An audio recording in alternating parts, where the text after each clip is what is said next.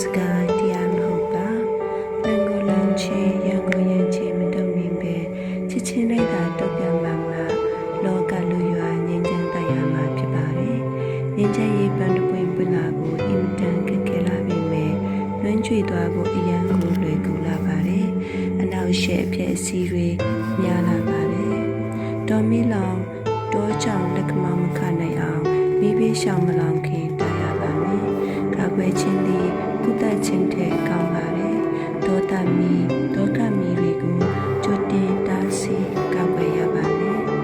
ဒီမီတွေကိုဓမ္မတရားရည်ရည်နဲ့သာညှိတာနိုင်ပါလိမ့်မယ်တရားနာသူကိုဒေါသမီတွေပွားစေရင်အဲ့ဒီတရားဟာတရားရည်ရည်မဟုတ်တော့ဘူးမတရားတဲ့ရင်တွေကိုပါပဲငြိမ်းချမ်းရေးကိုတိဆောက်တဲ့နေရာမှာကျင်နေတဲ့မျက်စိနဲ့ဖြောက်တန်းတဲ့ရှာရှိဖို့လိုအပ်ပါတယ်